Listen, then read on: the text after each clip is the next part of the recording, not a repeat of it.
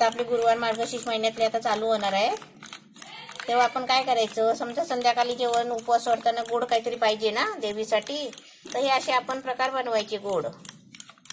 आपण उपवासाला रोज तरी खीर किती करणार, खीर करा, शिरा करा, पोळ्या बनवा. म्हणून तुम्हाला एक आता वेगळा पदार्थ करून दाखवते. म्हणजे गुरुवारच्या उपवासाला रात्री उपवास सोडताना देवीला नैवेद्य पाहिजे ना, ते हे अशा प्रकारचा एक असा पदार्थ बनवायचा. नमस्ते, मी डाळ खोबऱ्याचे वडे बनवते, त्याचं साहित्य दाखवते. आता मी पहिली तुम्हाला आहे ना डाळ दाखवते. 1.5 वाटी डाळ घेतली चण्याची आणि कुकरला आहे ना 4 शिट्या करून घेतले. हे अशी मस्त शिजवून काढली आहे. आणि याच्यासाठी लागणारं साहित्य आहे म्हणजे अर्धा नारळ म्हणजे खवून घेतलाय किसून. मी 1 वाटी गूळ घेतलाय. ही छोटीशी हळद आहे, काय ही थोडीशी हळद घेतली. हे वेलची जायफळ पावडर आहे. हे मीठ आहे, चवीपुरतं घ्यायचं आहे. आणि 1 वाटी मैदा घेतलाय.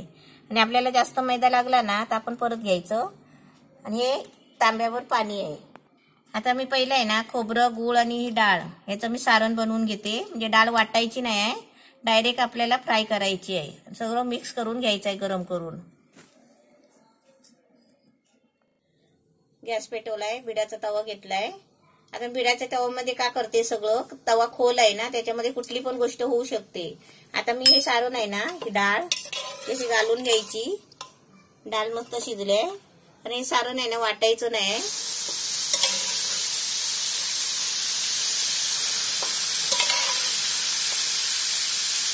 कारण ते ढवळतानाच आहे ना असं बारीक होणार आहे. त्याच्यामध्ये गूळ खोबरं टाकायचं, वेलची टाकायची आणि आपलं सारण मग रेडी होणार.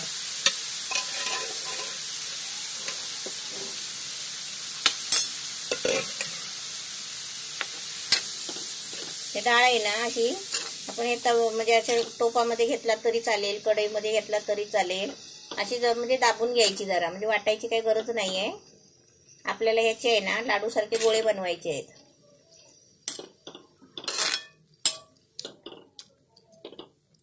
आता याच्यामध्ये आहे ना मी गूळ टाकते.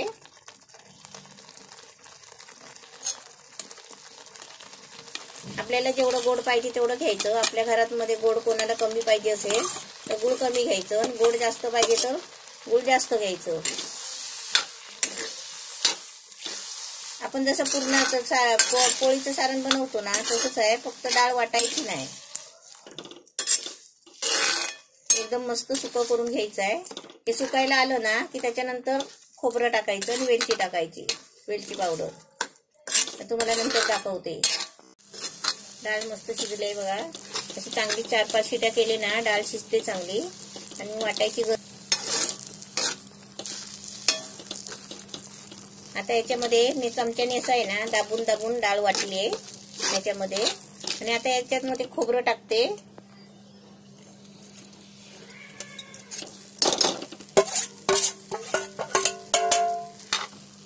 आणि वेलची जायफळ पावडर आहे ती टाकते.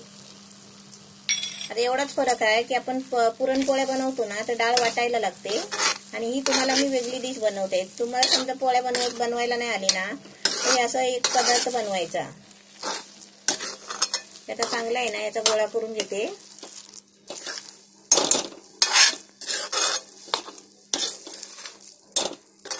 गॅस आता थोडा मीडियम केलाय, बारीक केलाय.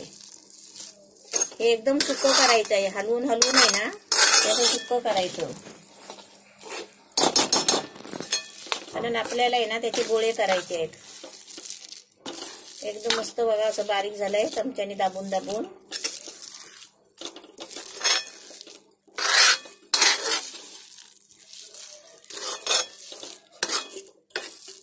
हे बघा असं गोळा करून घ्यायचा, म्हणजे आपलं सारण तयार झालंय असं समजायचं. आता मी गॅस बंद करते आणि तुम्हाला काढून दाखवते.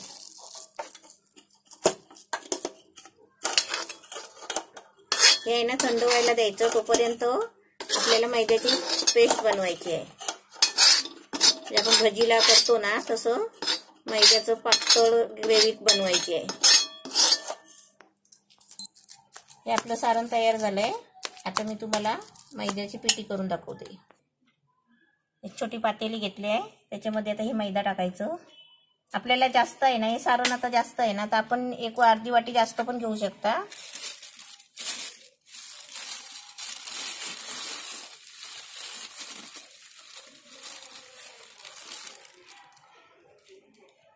फक्त आपल्याला आहे ना, जसे आपण वडे करतो ना, बटाटा वडा, त्या पद्धतीने आपल्याला हे ग्रेव्ही बनवायची आहे. ही हळद टाकली थोडीशी कलर येण्यासाठी आणि थोडं चवीपुरतं मीठ टाकायचं. आता हे पाणी टाकून आहे ना, आपल्याला घट्ट एकदम बटाटा वडा तळतात ना तसं करायचं आहे.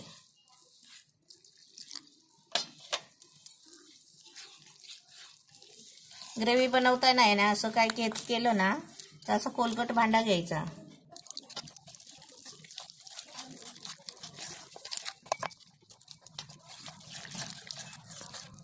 असं कालवायचं म्हटलं ना ग्रेव्ही बनवायची, तर हे भांडं छान असतं. असलं भेटतं बघा 25 रुपयाला. आपण आणायचं, म्हणजे हात घालून आहे ना कालवायची गरज नाही.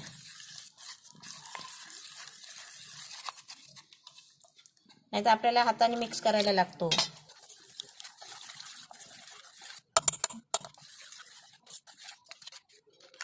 हे जास्त घट्ट पण नाही पातळ पण नाही, चांगलं मीडियम करायचं. हे असं केलं ना, मग त्यातली गुटली मोडते. तुम्ही पण कधी बाजारात गेलात ना, तर हे असलं आणायचं भांडं. कधी पण पीठ कशाला लागलं ना पातळ करायला, तर हे असे करायचं. हे बघा किती मस्त छान झाली आहे. आता याच्यामध्ये आहे ना, मी तुम्हाला दाखवते. सारण थंड झाल्यावर आहे ना, त्याचे गोळे बनवायचे छोटे छोटे आणि याच्यातून बुडवून आहे ना आपण तेलात सोडायचे. एकदम साधी आणि सोपी डिश आहे. आता आपले गुरुवार मार्गशीर्ष महिन्यातले आता चालू होणार आहे, तेव्हा आपण काय करायचं, समजा संध्याकाळी जेवण उपवास सोडताना गोड काहीतरी पाहिजे ना देवीसाठी, तर हे असे आपण प्रकार बनवायचे गोड. आणि मस्त ग्रेव्ही छान झाली आहे बघा, घट्ट नाही पातळ नाही. याच्यातून आपण ती गोळी बुडवली ना तेलात सोडायची. आता मी गोळ्या बनवून घेते, पण त्याच्या आधी सारण आहे ना थंड करून घ्यायचं. ओलं नाही, म्हणजे गरम नाही पाहिजे, अजून वाफ येते. मी थंड झाल्यावर आहे ना तुम्हाला गोळे करून दाखवते छोटे छोटे. असे गोळे करून घेतले आहे, असे गोळे करायचे. असे म्हणजे आपल्याला छोटे मोठे आहे ना कसे पण करू शकता. असे दाबायचे, म्हणजे एकदम मस्त चिकटपणा आलाय. चिकट आणि चांगले खुसखुशीत खायला लागणार आहेत, कारण त्याच्यामध्ये आहे ना खोबरं आहे. तुम्ही जास्त पण बनवू शकता, असं काही नाही. मी 1.5 वाटीचं बनवली ना, तुम्ही 2 वाट्याचं पण बनवू शकता. खोबरं जास्त घ्यायचं, तर प्रमाण वाढवायचं बस.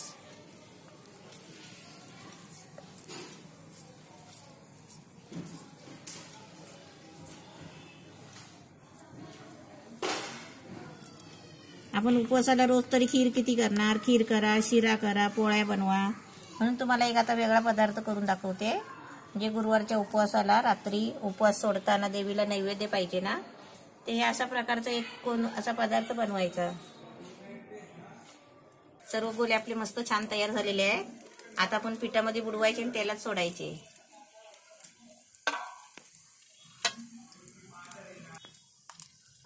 आपण तेल तापलं काय बघायचं, थोडंसं त्याच्यामध्ये असं काहीतरी सोडायचं पीठ. ते वरती आलं ना की आपलं तेल तापलं समजायचं, म्हणजे अजून तेल तापलं नाही आहे, तापायला आलंय. आता मी त्याच्यामध्ये आहे ना पिठामध्ये हे बघा एक एक गोळा करून असा पकडायचा. सर्व हात नाही भरायचे, कारण का माहितीये सर्व हाताला पीठ लागतो. असं धरून आहे ना एक एक आपल्याला तेलात सोडायचं आहे.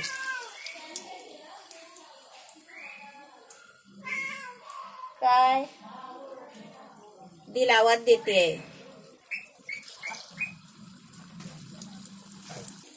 अशी आपली मस्त झटपट डिश बनवायची उपवासाला.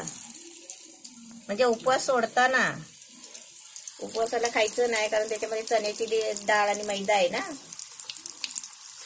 डाळ खोबऱ्याचे वडे मस्त छान झाले आहेत. आणि तुम्ही आता गुरुवारी आहे ना, प्रत्येक गुरुवारी वेगवेगळं काहीतरी बनवायला लागतं ना उपवास सोडताना. तसं तुम्ही, मी आता 2-3 प्रकार मी तुम्हाला असे नवीन नवीन दाखवेन. तसं तुम्ही उपवास सोडताना पण करा, आणि उपवासाचे पण मी बनवून दाखवणार आहे, ते पण तुम्ही करा. एकदम मस्त छान झाले आहेत, असे तुम्ही बनवा.